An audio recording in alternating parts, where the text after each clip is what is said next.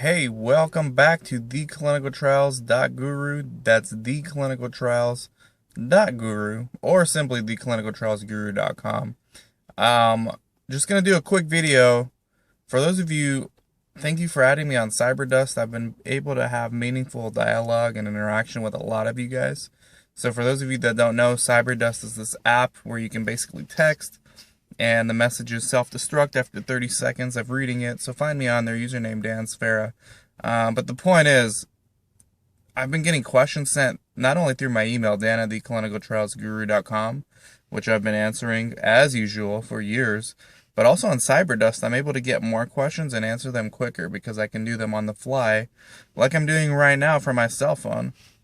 And for those of you wondering, why am I doing this on the cell phone? Like that one guy who wrote the pretty insulting article slamming clinical research about homeless people in clinical trials. He kind of threw a subtle jab at me, or not so subtle jab, saying, who is this Dan Sfera guy and why is he doing videos from his cell phone or from shaky cameras? And I do it because I answer these questions whenever I get them, and I'm not always able to do them from my home studio or from the office. Sometimes I can actually have better content when I'm driving around or when I'm on the move and I get a message or an email, and rather than putting off the question until I get home or get to the office or get to the studio, I want to shoot it right then and there so I don't forget. So that's the answer, and he answered it for me in the article by saying I do this to get publicity for my research clinics, which is close, but no cigar, you nerd.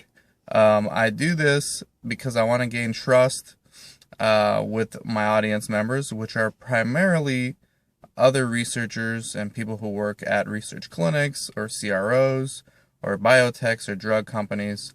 So it is to get more business for myself, but it's not to get more business for my clinics. That actually does not happen. What I do get is more consulting gigs, more people interested in my patient recruitment services, more people interested in my site management services and business development services and things like that. So close but no cigar. I don't do this to recruit patients. Anyways, today's question comes from someone who owns a research clinic, and they wanted to know, how do you pay, what are the best ways to pay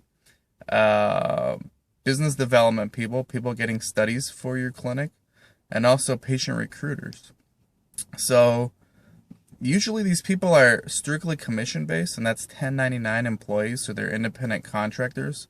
So I would pay them an agreed upon fee for the studies they bring in, or the patients they actually bring in that actually qualify and actually make it to the study.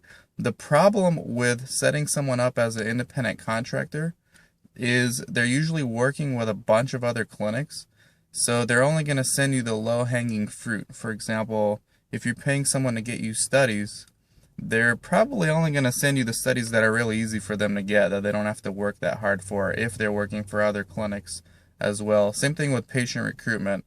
They probably are not going to be able to help you that much with the difficult studies, the difficult to recruit for studies, which is probably the studies you actually need them to help you with. So 1099 independent contractor is good from the site perspective in that you don't have to worry about paying them until you actually get paid or get some benefit from them. But what I would do is sort of a combination between a 1099 and an employee, and actually not that much of a combination. You actually make them an employee, so you could have them sign a contract that says they will exclusively work with you. In exchange, you give them a fixed monthly salary, and this is where the negotiation comes in. So a fixed monthly salary plus commission. So in addition to probably the regular commission that you would have negotiated with an independent contractor, you're going to give them a monthly salary, and that might be $1,000, $2,000, $3,000, $4,000, $5,000, whatever it is a month, depending on the size of your clinic and a lot of other things or whatever you guys can agree with.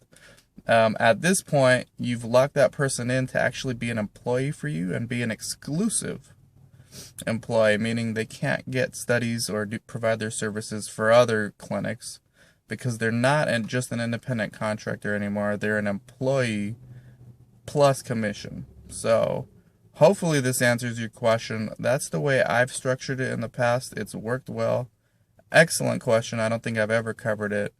Let me know if you have more questions about this or just any other questions in general. Email me, dan@theclinicaltrialsguru.com, or cyberdust me, Dan Sfera, username. Thank you guys, and until next time, I will see you soon.